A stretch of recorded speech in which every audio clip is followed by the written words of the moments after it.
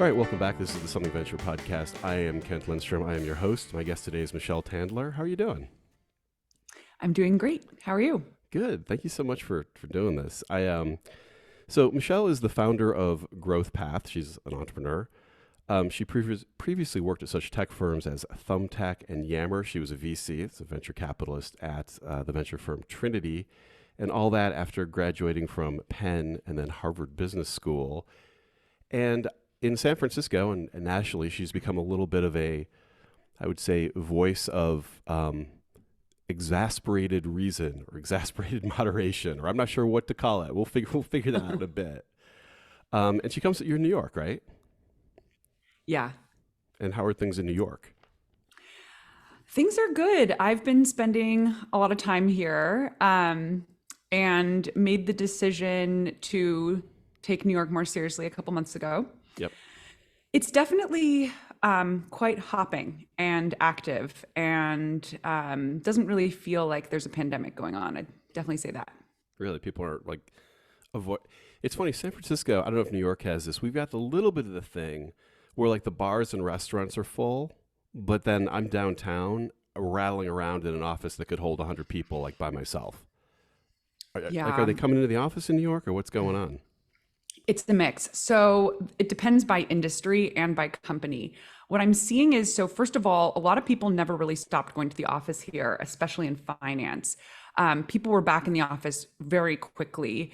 My friends who work in private equity and hedge funds, I think that they were all back, even before vaccine in many cases. Right. Today, what I'm seeing is a lot of people are going into the office a couple days a week. A lot of people prefer to work at the office here because they have small spaces, small living spaces. People live in small apartments. And also it's pretty easy to get to the office in New York. You can hop on a subway and be at the office in about 20 to 30 minutes from basically anywhere in New York City, other than the outer boroughs. And so whether you live in Brooklyn or uptown or downtown, most people can get to Midtown Manhattan in about 20, 25 minutes. Yeah. So when you say you're taking it more seriously, are you going to move to New York or have you moved to New York? I have moved to New York. Yeah. I still spend a lot of time in San Francisco. My family is based in San Francisco, so I visit them a lot, and I still deeply care about San Francisco and feel like a San Franciscan. But I did decide to spend some time in New York for a number of reasons, one of which is, as a solo founder, New York is a little bit more active and social, and there's sort of more happening here, it feels like to me. And especially when you work from home all day, it's nice to just sort of walk out the door and see people, and it's easy to meet up with friends. And A little bit I don't know, I just have a lot of friends here now. It's the greatest. So how did you animate? We'll get to what you're doing, but how did you come? So you come out of Harvard Business School and, world's your oyster. You can go in all kinds of, banking, consulting, like all kinds of things. How does Silicon Valley pull your attention, and how do you end up at these tech companies and then ultimately become an entrepreneur versus getting paid $600,000 at Goldman Sachs? All right. Well, first of all, that presumes Goldman Sachs would want to hire me, which I don't think they would. But okay, Morgan Stanley. I will say this. When I came out of Harvard Business School, I did work in venture capital, so that is still kind of that finance road. I started my career in the Valley, though, before business school. So I worked at McKinsey coming out of college in New York. Very traditional, crazy 60 to 80-hour work weeks, working for banks for a couple years. And I actually went to this consulting firm called Fahrenheit 212 afterwards, which was an innovation consulting firm. And while I was there, I started reading all these books about innovation. And this was in 2010. And tech was really starting to take off. Like, I was, getting on Twitter, getting on Instagram, got my first iPhone. We all had Blackberries at McKinsey. And all of a sudden, I'm following all these VCs on Twitter. And I sort of started realizing, like, all right, I'm reading all these books about innovation. It feels like the real innovation is happening in tech. Yeah. And there was this small budding tech scene in New York that I started getting involved in, but very quickly thereafter realized if I really want to get involved in the tech world, I feel like I need to go to the Valley. So I went back to San Francisco, where I'm from, interviewed with a bunch of companies that were very small at the time, like Airbnb was 40 people. I talked to Right. Thumbtack, they were 10 people. Anyway, I ultimately joined Yammer. And that was sort of the beginning of my time in tech. Yeah. I don't know if that answers your question about post business school. I, along the road, sort of dreamed of working in venture capital, and Right. then that But happened. so, but you were fascinated by technology. You thought like what was Hmm. happening with because the other model is I just want to go get rich and Facebook pays the most and there I am at Facebook. If you look back to the '90s, anybody who went into tech, it was a weird thing to do. Like you'd go to Goldman or McKinsey. Nobody. I had a friend who knew Jeff Skoll, who's the eBay. Well, wasn't the founder. He was like the first guy at eBay. And Jeff was like desperately trying to get him to go to this crazy little eBay company out of Stanford. And he was like, no way, I'm going to Bain. And he went to Bain. Um, but like now you would completely understand why somebody would go to a startup. But there was a time in the 90s where you would only do it because you thought eBay was cool Hmm. and not because, you know, you couldn't get a job, kind of get a job anywhere you wanted. So as you move through Silicon Valley, how does it over time, you've started a company now. What do you like? Are you crazy? Like Okay. I've started and built companies, by the way, so I'm being facetious, but it is the hardest. i if you've never done it, and I would say a lot of venture capitalists have not ever done it, it is like the hardest, most difficult, emotionally difficult thing to do compared to even working for another company, much less just going to Goldman Sachs and being in the training program. What was it that you're just like, nope, got to do it, got to build a company? Oh man. All right. Well, am I crazy? I sometimes I ask myself that. So, and it has been very difficult. This has definitely been, and especially during pandemic, I'll say I did not. I quit I left Thumbtack in January of 2020. I did Uh-huh. not anticipate starting a company February of 2020. It was definitely an Yeah, interesting first year as a founder. Before I get into that, though, I do want to address one thing about why tech, because I yeah. think it relates to the answer on why I started this company. So I studied history in college, and more specifically, I studied intellectual history, or which is basically like the history of ideas. And so when I was an innovation consultant and studying innovation, what really captured me about innovation and about tech was how ideas can push the world forward. How an individual with an idea can bring something to life that improves the quality of living of thousands, hundreds of thousands, or millions of people, whether that's the person that comes up with, indoor plumbing, which, we didn't really even have across the nation 100 years ago, or something like Twitter, which can be an incredible tool for communication and the sharing of ideas. So that was always something that I felt very passionately about. Ideas, how they come to life, how entrepreneurs sort of bring them to life, and then how companies, spread these ideas throughout the world, and the products associated with them. So, and that was why I wanted to work in venture capital as well. I sort of fell in love with the notion of entrepreneurship, and I wanted to be as close to that as possible. I'd say it also related to why I joined Thumbtack, which was about serving local entrepreneurs. So local service professionals, plumbers, electricians, photographers, handymen. I took, I felt a tremendous sense of meaning and purpose in creating products for those people. I like deeply believe that entrepreneurship is a force for good in the world. And so in terms, So, as I'm sure you can imagine, yeah. yeah. Well, I have a question about okay, so the history of ideas. So you're an expert. What in that sense then? Is it true that I went to a public high school, so I'll get this all wrong, but that at certain times in history, those ideas came from certain places, Mhm. meaning there's a certain time when art, or, you need to be in Rome, or maybe financial ideas were happening in New York City in the '80s, or Hollywood is where that happened. Like Hollywood didn't happen in Memphis in the 1800s. It happened at a very particular time in Los Angeles. Is is first of all, was that ever true that like it was certain places and moments in history that these ideas came from? And do you think that it is still true in technology? Oh yeah, 100%. Um, Although now you could argue things are really changing because of the internet. This is something Balaji talks and writes a lot about with the network state and how we're increasingly developing communities on the internet. But if you look throughout history, you often had places where there were hubs of innovation around certain topics, whether that's like machinery in Germany or intellectual theory in Italy or France. If you look at the Renaissance or the 19th century, there were places where people flocked to be there to meet with other intellectuals and share ideas and sit down, have dinner, have drinks, talk through things, and sort of create intellectual output together.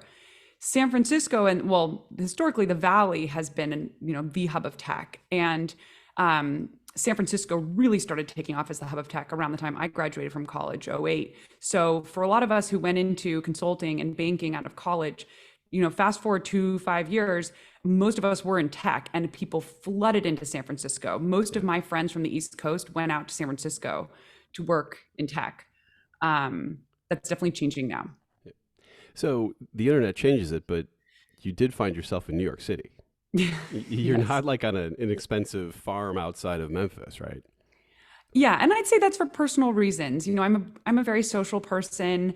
I'm at this phase of life. I'm in my mid 30s now, where most of my friends are parents, and they are moving out of the city. I actually made a list of all the people that left San Francisco around the time of the pandemic. It was like over 24 people that I used to get together with one-on-one who left San Yeah. Francisco, and a lot of my friends who are still, haven't had kids yet, are in New York.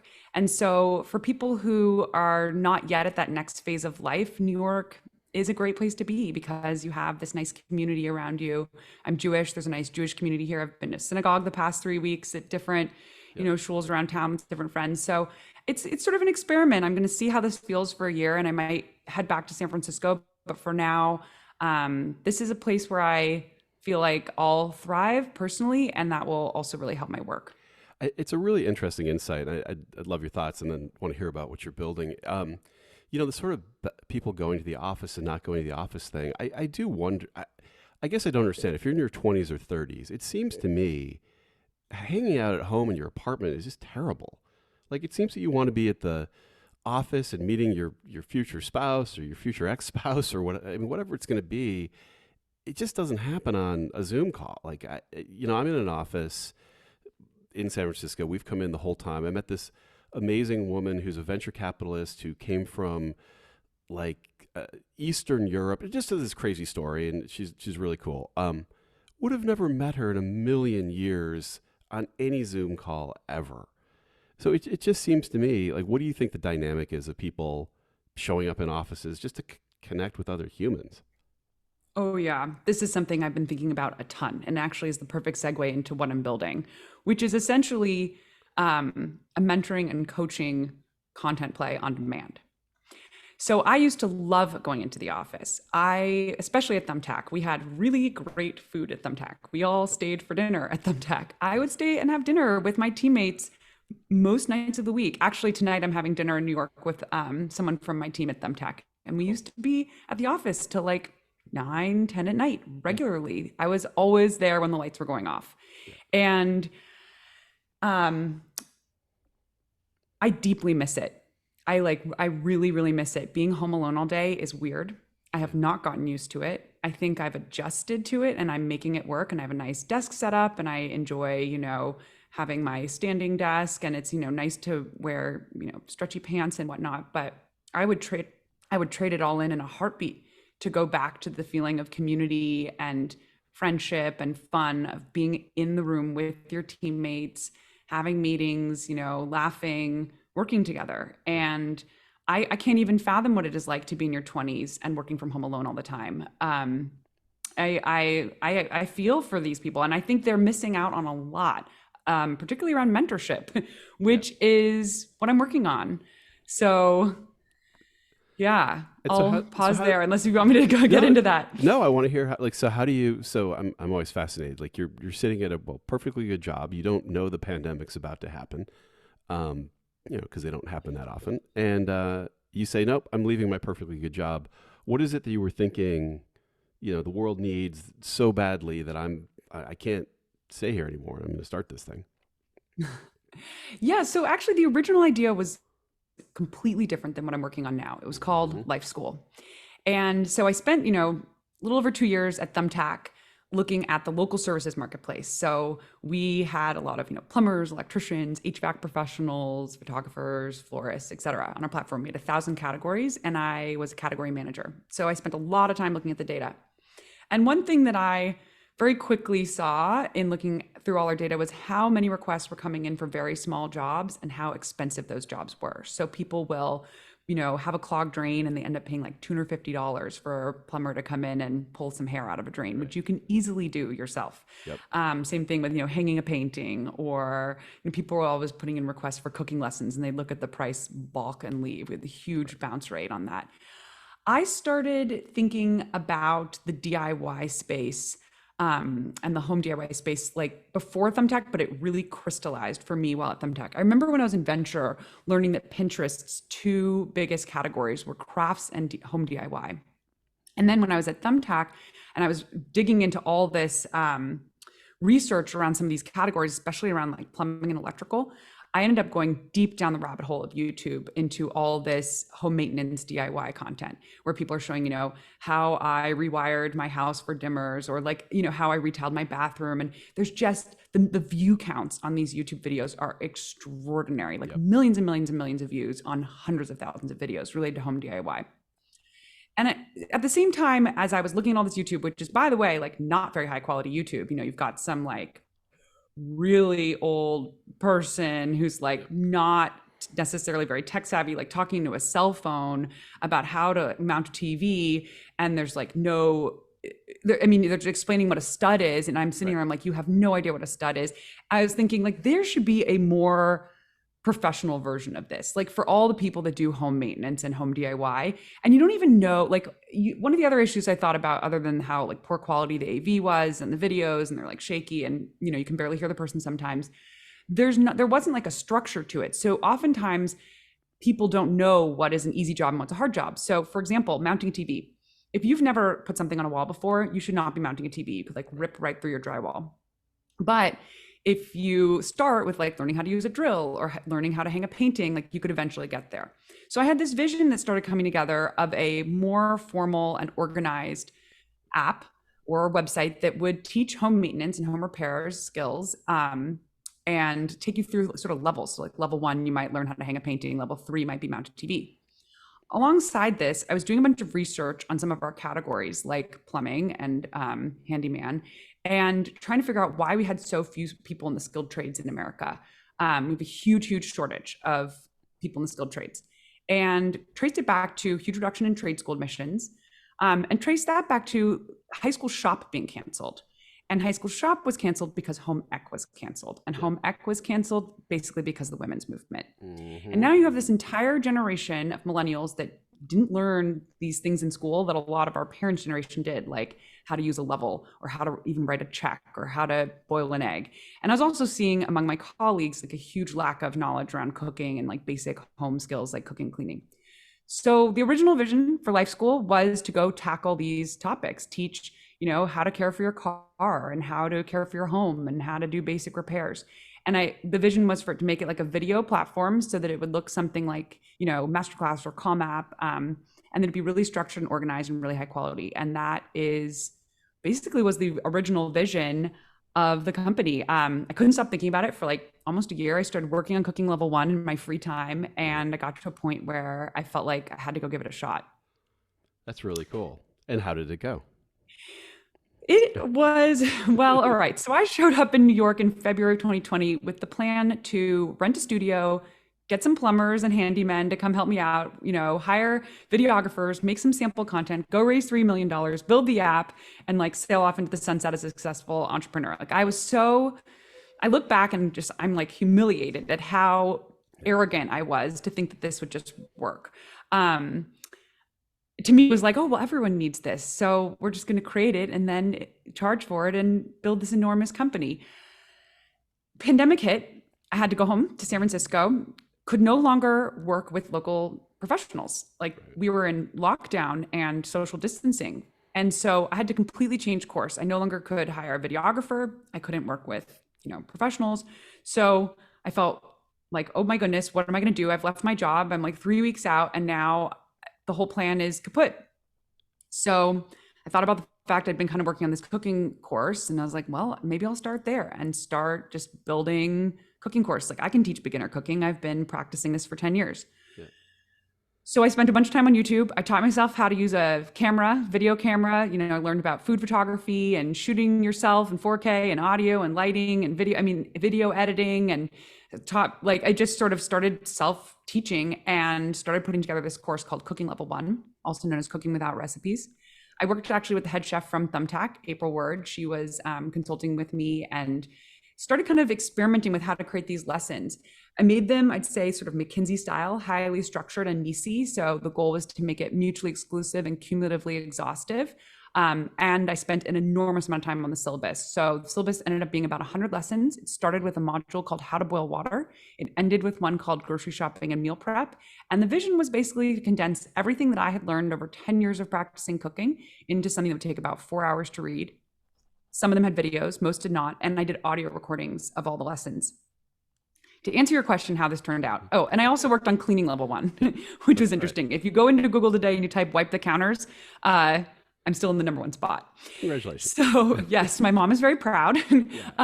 She's actually great at wiping counters. And yeah, we joke about it. So it did okay. And that was actually the problem. So it was growing at like a nice 5% a week. And, you know, we had this super fan group of people that were opening everything and loved it. And the open rate was high. It was like 45%. And we were in the thousands of subscribers and a couple hundred paid customers. I started charging $5 at one point. And it was like enough traction that I basically did something that is a very classic entrepreneur mistake or fallacy, which is chase after the traction. Yeah. And kind of like see what you want to see and ignore the fact that it's really not explosively growing. So I kept going, and I think I produced about 100 lessons. It was absolutely grueling. I was just constantly like researching. I would, you know, spend like 3 hours researching how to bake a potato and then create this lesson on how to bake a potato and the audio on it and the video on it. And it was like, you know, 15 hours on how to bake a potato. I became quite obsessive about it. I had nothing better to do. It was pandemic. Right.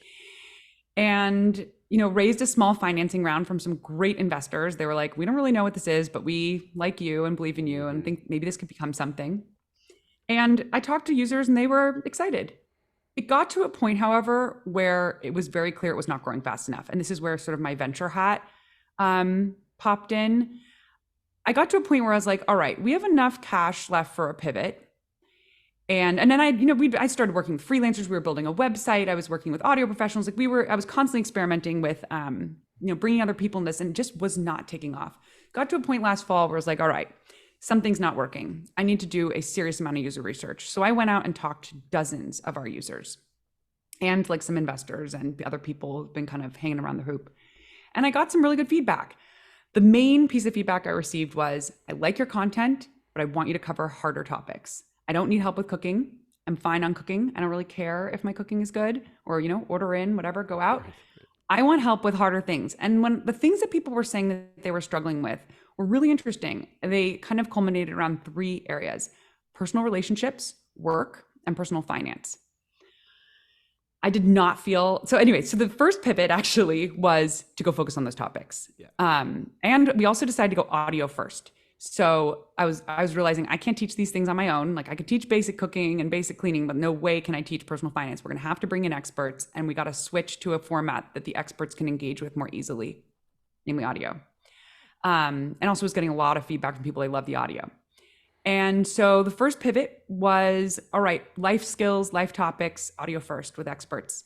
Started working on that, started producing episodes, and one of them really took off with my friend Catherine Stewart. We did one on negotiation, and people just loved it. The person who really convinced me on this was actually my sister.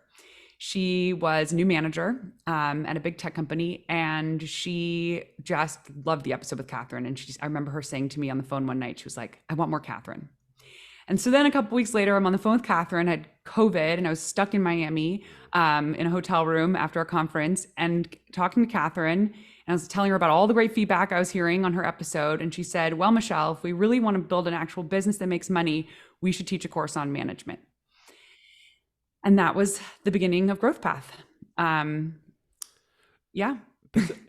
So do you hear, like, it's such an incredible entrepreneurial story because so many people who listen to this are not entrepreneurs themselves. They're voyeuristically like tuning in to hear what entrepreneurs are doing and thinking. But sort of how hard you're doing fine, but how hard it is. Like really, you know, the amount of sort of energy it takes to quit a perfectly good job to do this, the amount of like you're not describing a typical job, right? That is not what people who go to work do. And then realizing it's not working and rather than giving up and going back, kind of learning the lesson. Like it's an incredibly difficult thing that you're doing. Does it feel difficult or are you just in it and you're like, yeah, that's life. Like that's how things are. Um, this has been the most difficult 2.5 years of my life. I can't even, I'm like, I think the thing that makes it really difficult is, well, first of all, I don't think we've hit product market fit yet. And so I'm very scared. I like live with a lot of fear and it's definitely nerve-wracking. We're getting there. We're close. Like I'm feeling that momentum is picking up and there are signals that we are really onto something, but we don't have that explosive feel of pull from the marketplace that I like dream of feeling. Yeah. And so I'd say there's definitely this existential fear that I sort of live with. And that is, I like when people talk about like turning it off, like I do not turn it off. Like I went to a musical 2 weeks ago. I'm like trying to get out of the house and like do fun things. I went to a musical and I realized at an intermission, I had no idea what was going on in the musical. Like I couldn't even follow the plot. Like I had just been thinking about work the entire time. Same thing happened at the symphony. Like I'm just like constantly thinking about work. So that's definitely that it's just such tough. a great insight into, you're probably in the middle of it, so don't hear it, but it's just a great insight of what it's really like to be an entrepreneur because the stories that you hear, and there's an interesting thing that you're talking about, and it happened to me at a company that I started or helped start, where we were just, people really liked the product. Like they really liked it. There was like a small group of people who really liked it. And by every metric, you know, you ask them, would you be sad if it was gone? Would you, all that worked. But it never got to be more than a few 100,000 people or whatever it was in a world, you know, in the space that we were in where like having 10 million people wasn't even that interesting. But it just kind of, you just kind of keep going, and we never hit it. Then we watch other people do the same thing we were doing and they would kind of hit it. But it's almost like one of the worst places to be until you get through it is it's really work. It's not so bad that you just quit, right? There's enough signs that you're like, okay, there's gold here somewhere. I just don't know if it's in that stream or on that hill or wherever it is. It's such a crazy journey. Mm-hmm. Yeah, right now there's like some real competing demands and sort of there's a lot of strategic questions on how to find the gold, right? Should we go for, you know, we're creating all these episodes about management.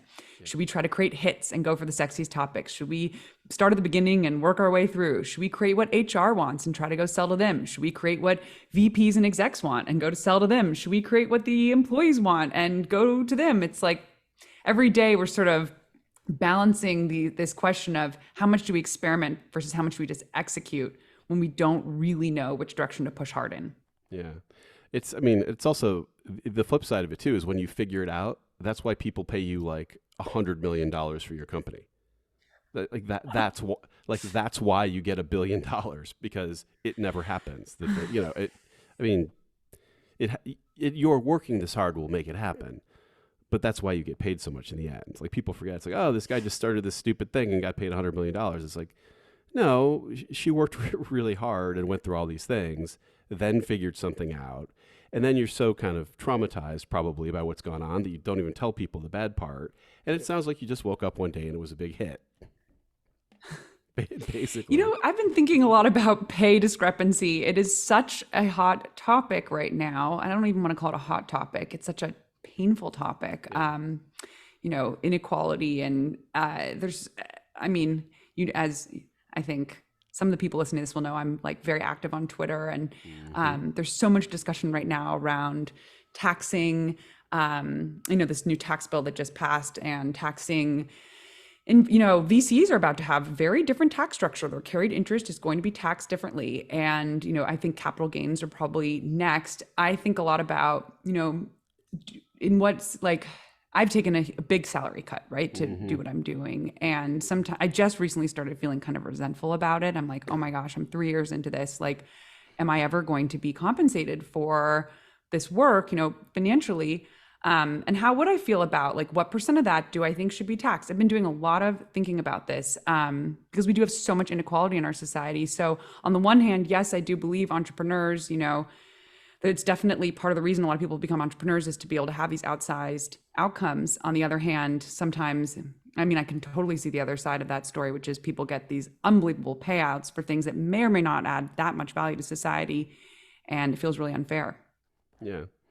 I mean, there is a mode. It's probably a level above where you are, though, that's changed where when you do a Series A or a Series B, the entrepreneurs are paying themselves closer to a Yes. normal amount. So it used to be this whole thing where you're like, well, the entrepreneur should sacrifice and blah, blah, blah. And then it just became kind of ridiculous that it was obvious venture capitalists were just getting paid a ton of money and having this ridiculous worldview that entrepreneurs need to be stressed out. They're already stressed out of their minds about the business. They need to be stressed out of their minds about the mortgage. And I think a bunch of VCs were like, okay, you could just pay yourself. I mean, don't be ridiculous. But so I think that's changed a little bit. It hasn't really changed at your stage, Well, probably. yeah, I mean, I will say, I used to look at the salaries of, when I was in VC, I would look at how all these entrepreneurs were paying themselves.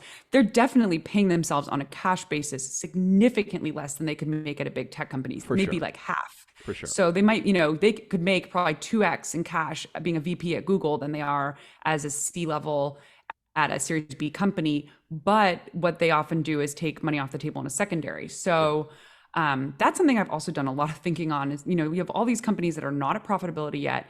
And the founders have taken millions off the table by selling in secondaries, and they don't allow their employees to often.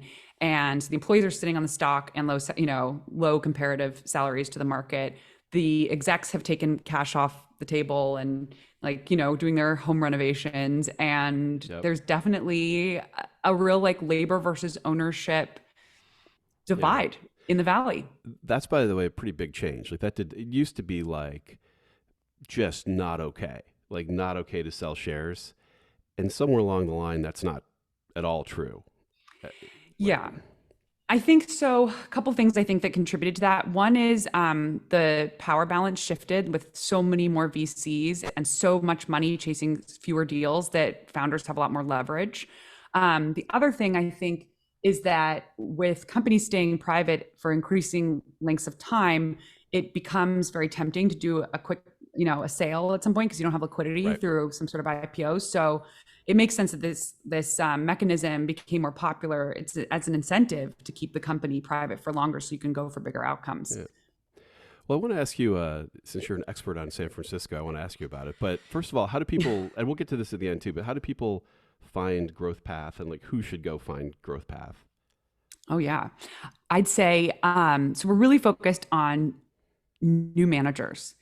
So anyone who's hoping to become a manager, just became a manager, wants to brush up on some of their basic management skills, I'd say come subscribe. We have, a couple episodes. We've been really hard at work trying to figure out how to create an episode that really lands well. We do not want it to be long and boring, but we also want it to pack in as much information as possible. So if you go to www.growthpathlabs.com, I don't know right now if you search on Spotify, if you can find it. And then if you go to my Twitter profile, it's linked.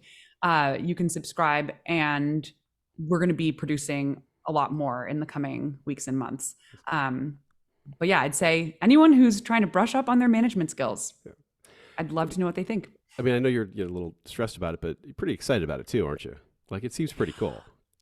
I have never been more excited for anything in my life. Actually, this morning I rewrote the syllabus. I woke up and I was like, it is time for syllabus version 8. Nice. And syllabus version 7 just had a bunch of stuff in it that I think needed to be cut. I've been showing it to people and it's too long. So I really whittled it down. I went and referenced all my favorite books on management, their tables of contents, and my favorite textbooks on management, and was like, all right, is this we are getting closer to the right syllabus here. We have about 45 lessons mapped out. I started right before before this call, actually, I was going through my LinkedIn thinking, who are the people who should be guest stars for all these episodes? The vision is to have people come on, be guest stars for whatever is their passion topics. So if someone's really passionate about performance reviews, for example, they can be a guest star on that episode. That's really cool. Yeah, Well, we have so, some interesting guests coming together. oh, that's really cool.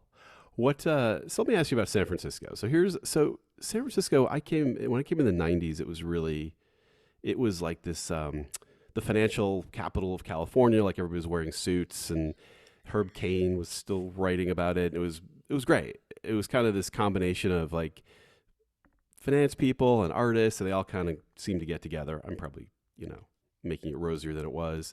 And then in the early 2000s, a lot of people shift up from Silicon Valley. All the tech people had been in Silicon Valley. A lot of companies recognize, hey, if you want to hire a young, 25-year-old who's kind of who engineers are, they would prefer to live in San Francisco, not in Menlo Park. And so it kind of became cool. So San Francisco should be the greatest city in the world. It's only about 800,000 people. It has unlimited cash, like $12 billion budget, $10 billion, something like that. Beautiful place. And so for our own fund, I talk to people all over the country. We raise money for our fund. And I'm like, hey, you coming to San Francisco this summer? I'd love to see you. And they're all like, nah, it's dangerous and gross. So something seems to have disconnected along the way. What the heck's happened here? Well, so I grew up in San Francisco. So I also lived in San Francisco in the 90s. And I would argue, although things have definitely been tough recently, San Francisco has always had an edge. I think, my parents used to have their office at First and Howard. Oh, wow. And it was right near the bus station. And they would go in the morning and, there might be a couple hundred people sleeping under the freeway overpass. There were the Tenderloin was always a really tough neighborhood. And there were always a lot of homeless people in San Francisco. But I think a couple things have shifted in recent years that have made it worse. Additionally, I'd say there was a period of time where things were really getting better, right? So I think things were kind of rough in the 90s and then, throughout the 2000s and, early teens. I think the city was on an upward trajectory, probably a lot because of the leadership. I think we had some strong leaders. I'd say like Billy Brown was a great mayor. I think Ed Lee was a great mayor. Strong boards of supervisors. Things started shifting in San Francisco, probably starting around I think things got. There were a couple things that really shifted. Starting with Prop 40. Is that the one that basically? Is that the one? I can't remember the one that decriminalized drug possession and theft. Right. Yeah. Yeah. I don't remember the number, but yes. The Safe Schools and Something Act. Yeah. So that was in 2015. I'm blanking on the number right now, but that changed. That was a California-wide proposition. I'd say that was one really big change. All of a sudden, all these things that might have, gotten you arrested in the past became kind of like petty misdemeanors, around drug possession and theft. And so that became much more prevalent. Additionally, fentanyl has completely changed the game, and meth becoming much stronger. So fentanyl is about 100 times more powerful than heroin.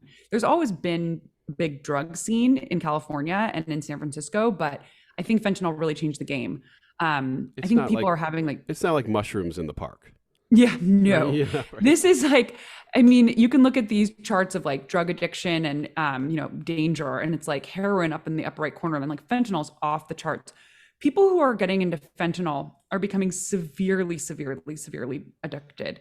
And we also have had this national opioid crisis where people from all over the country have become addicted to opioids and then sort of land in San Francisco because San Francisco, and this is sort of the third part, I'd say, the laws of San Francisco and the appetite to enforce the laws have changed. So you have, maybe it was Prop 42, I can't remember. You have the proposition, then you have a very increasingly liberal and left-wing, kind of really radical, progressive left-wing government that is really against any kind of prosecution for, people that are committing small crimes while high on drugs. And so what happens is people who are addicted to drugs anywhere in the country kind of hear through the grapevine that San Francisco is a compassionate place to land. Yeah. And it becomes sort of the hub for people who are the most downtrodden, sick, destitute people in our country. The way I see it is they're sort of like washing up on our shores. Right. And the city has, the approach, most people don't live near the areas where most of these people land, and kind of like turn and look the other way and ignore it. And it's just sort of, the issue's just sort of grown and grown and grown. And I think it became very exacerbated during pandemic when all the shelters were closed. Right. So I know that was a long answer. No. I'll pause there. But yes, basically, I think things have been pretty bad the past couple of years because the drugs are more powerful, the laws are weaker, the government has changed its attitude towards enforcing the laws. Right. People were thrown out of the shelters, national crisis, and just like a lot of different factors came together and turned San Francisco into a ground zero. So let me ask you, because it just seems exasperating, like when you listen to these things, if you're just like I guess moderate is the term, but just like a reasonable person where you're like, what, like, why wouldn't you prosecute crime? Like, what's the idea? Like, people are committing crimes, you go to jail for them. Okay, maybe around like marijuana shouldn't be a crime, but a crime, you know what a crime is, right? Somebody walks into a store and takes stuff they didn't pay for. It's a crime. What's the thought, like, that it's a good idea that those things are now okay? Like, what's the fantasy that's gonna? You can tell I'm exasperated. Yeah. It's just exasperating. Like, what? Okay, like.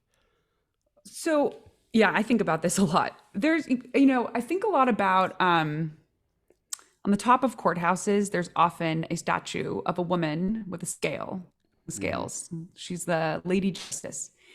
And she has the snake at her feet and a sword in her arm. And there's all this representation. But it's about the scales of justice, right? You want to be both like tough, but also compassionate. And as a society, it's historically, we as a society have gone through times where we've become very, tough on crime. You think about the 90s and the crime bill and, the war on drugs and crackdown.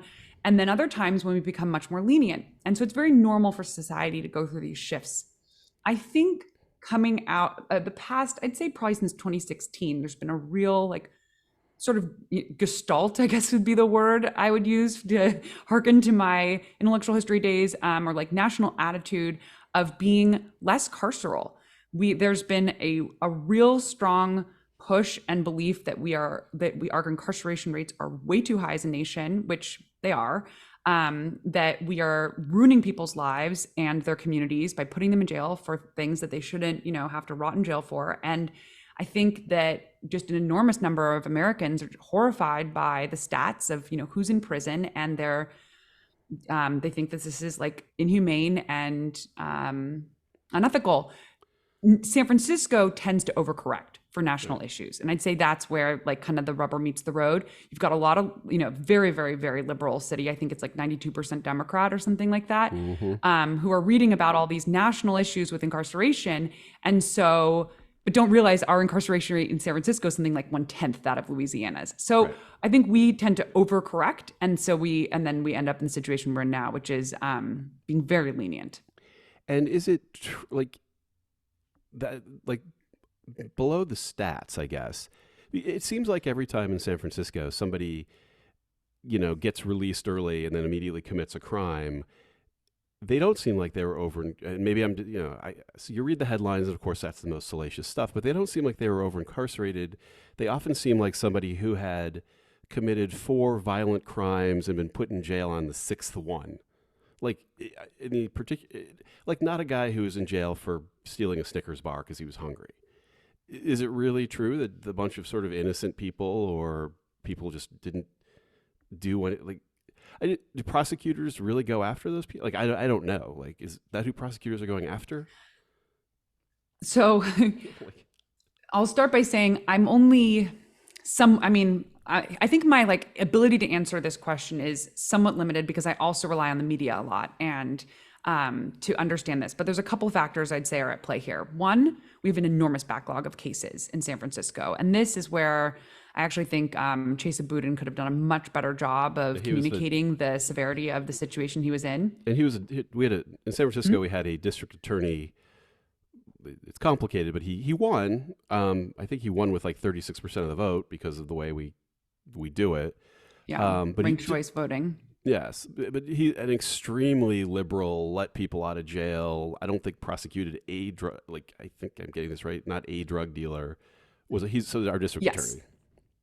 Yes. So, yes, the moderate vote, yeah, just speaking about moderates, the moderate vote was split three ways. And so he, the progressive candidate, won. Yep. If I think if one of those three moderate candidates hadn't run, it would have been a different story. Yep. But yeah, there was a huge backlog, hundreds of cases. So one of the things that he did change is who stays in jail after a crime versus who's released. And they have this algorithm that they use to determine how violent someone is. And basically, if someone isn't violent, they're going to be released. So if someone can burglarize a home, like this is the state of policies in San Francisco right now, you can burglarize a home, but if you don't hurt someone, and even if you get caught, even if it's your like 10th time getting caught for burglary, the chances you're going to be put in jail and kept there, I think, are basically zilch. Additionally, they did, yes, release a ton of people from jail, and also decided they were not going to prosecute property crime or drug crimes because they view them as unimportant, and they wanted to prioritize dealing with the backlog of violent crimes, which does make sense. I'd say this no bail policy sort of allowed a lot of like mayhem in San Francisco. And it also leads to like, the police being completely unmotivated to do arrests. Like, why put yourself at risk trying to arrest someone who's going to be released the next day? And I mean, it's like, I think we have a very demoralized police force. Yeah. And so what is the, I guess, what is the grand idea? If you take, for example, take, for example, so if I said to you, see if I can ask this the right way. If I said to you, hey, I think we should teach vocational skills to people in jail, in prison, we could argue, right? You might say, well, why give them the money? What about people who didn't go to, whatever. But I understand what you're trying to accomplish. I get it. You're thinking that these people are going to come out of jail, and since they have a skill set, they're not going to commit crime. They're going to build a business as an electrician. When we have an idea like with fentanyl, allow kind of unfettered access to drug addicted homeless people to drugs, like give them the cash to do it, don't arrest the drug dealers.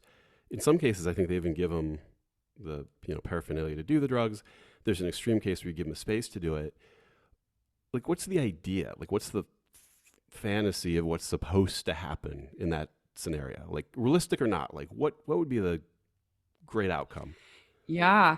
Well, I go head to head on Twitter with the harm reduction crowd often because I disagree with a lot of their approach, and I think it's really dangerous. So the idea is called harm reduction, and it is a strategy basically that says, if people are going to get off drugs, they have to want to. Usually people will, the term that's used is hitting rock bottom. People will have some sort of rock bottom event. That might mean like being kicked out of your home or having a falling out with your children or something like that. That incentivizes you to get clean. And so the belief is you can't force people to get clean. And what you can do, though, while these people are addicted is, reduce harm, meaning provide education and supplies to, for overdose prevention. So like Nexoxyline, I forget how it's pronounced, but that nose spray that'll reverse an overdose. And then, clean needles to avoid getting hepatitis or HIV. So the belief is, keep people from getting sick in other ways, keep people from overdosing until they're ready to get off drugs. What's tricky is, and I talk a lot to Thomas Wolfe, he's an advocate for recovery. He himself became a homeless heroin addict. Actually, we did an interview on my personal Substack about a year ago. He ultimately was only able to get off drugs, and you'll talk to a ton of people who have gone through recovery because of police intervention, that they were committing some sort of crime, whether that's like boosting or dealing or breaking into something.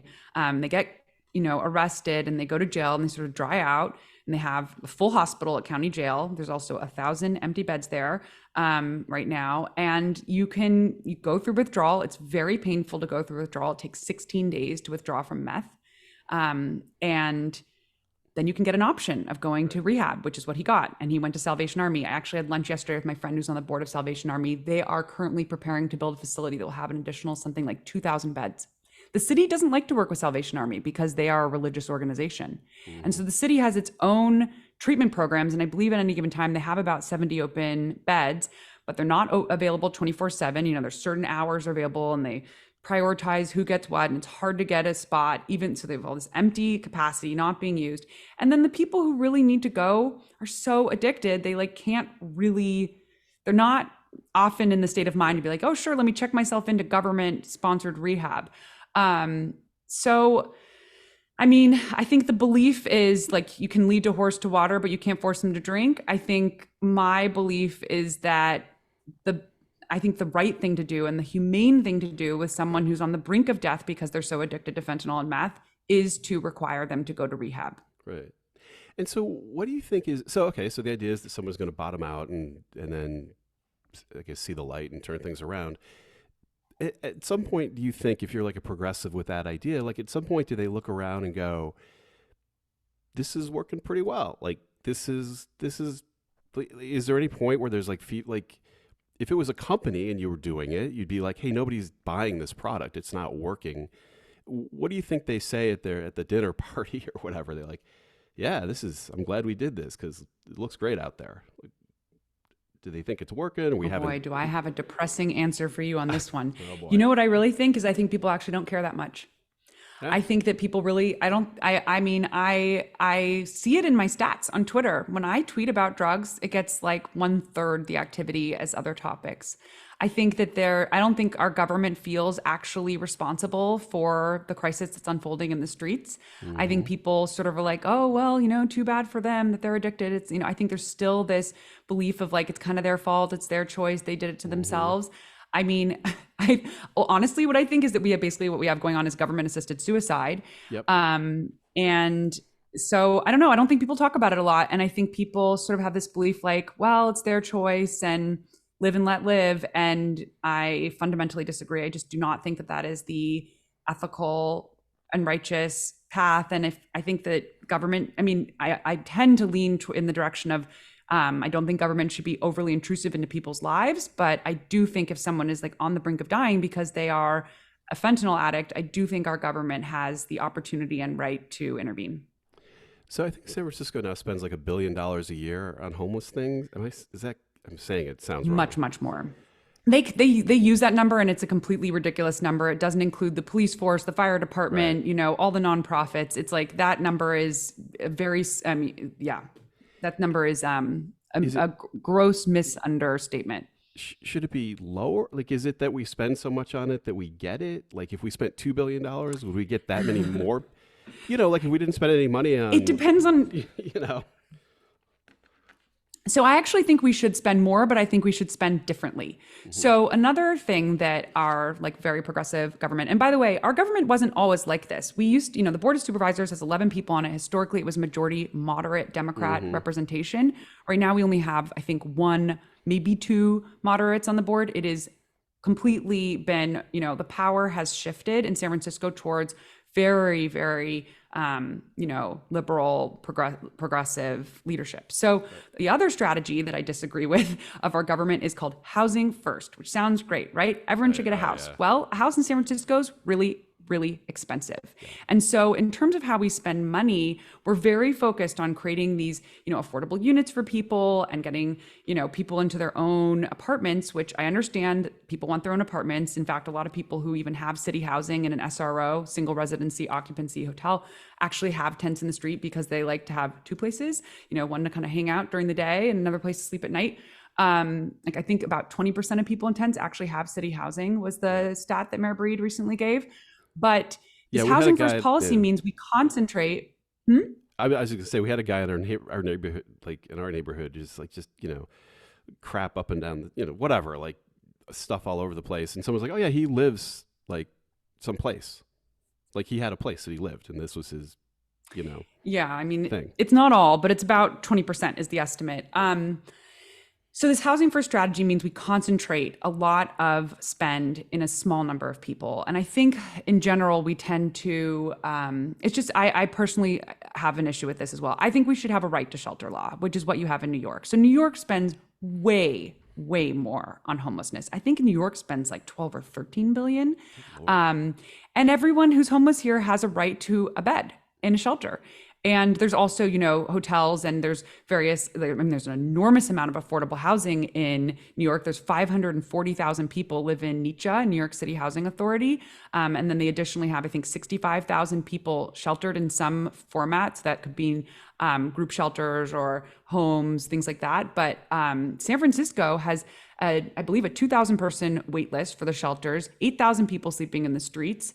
And you look at our politicians and what they're putting on Twitter, we're like, oh, we built 100 units here. It's like, Right. we are prioritizing the 100 units for who knows who gets those. It's like total luck of the draw from what I can tell.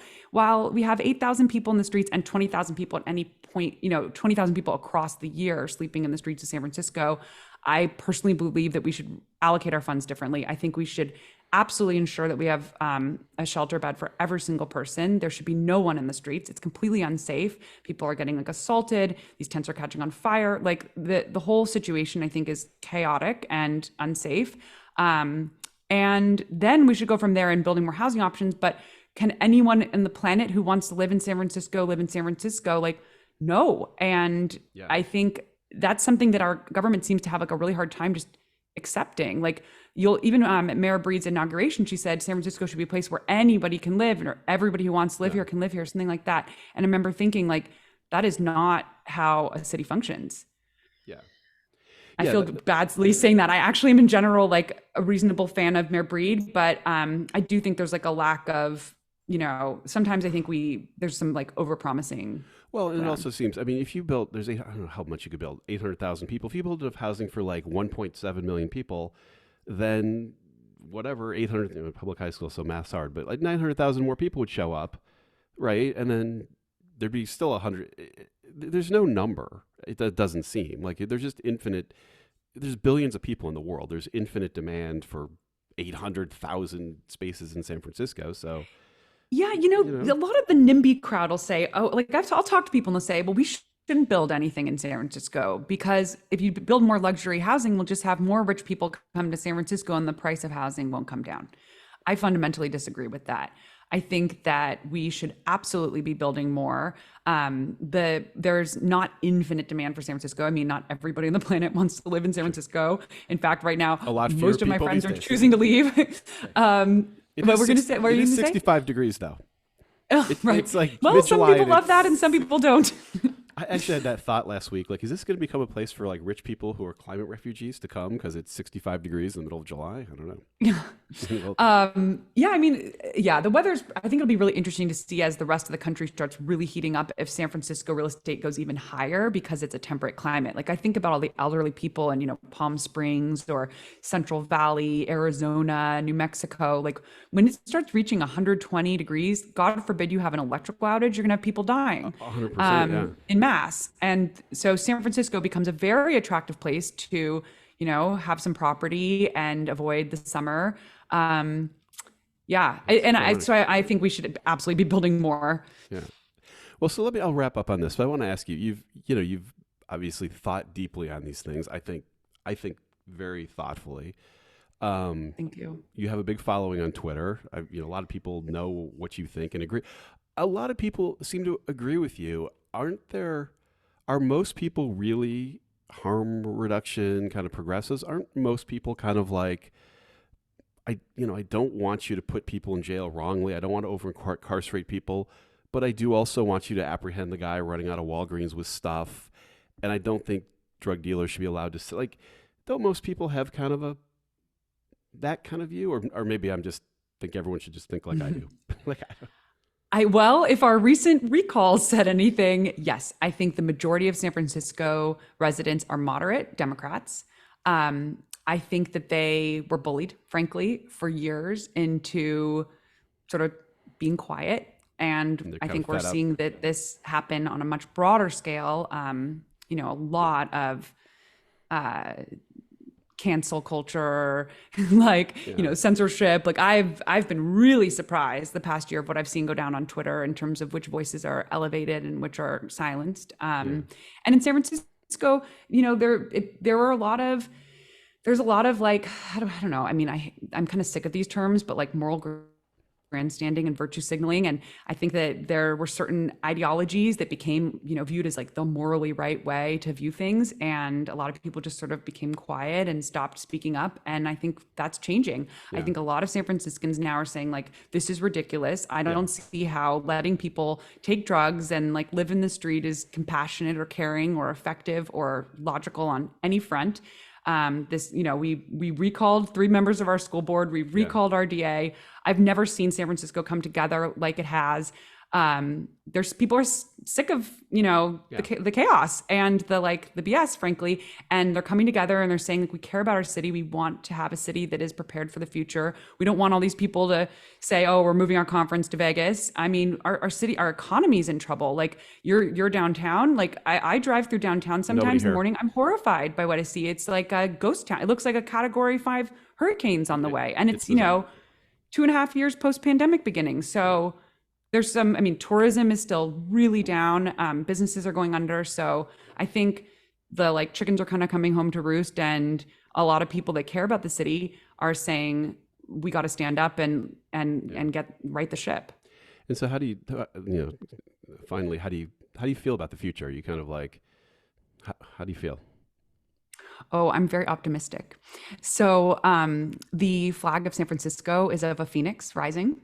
And San Francisco has historically been a boom or bust town. For anyone who hasn't watched the movie San Francisco, I highly recommend it. It's about the 1906 earthquake. Yep.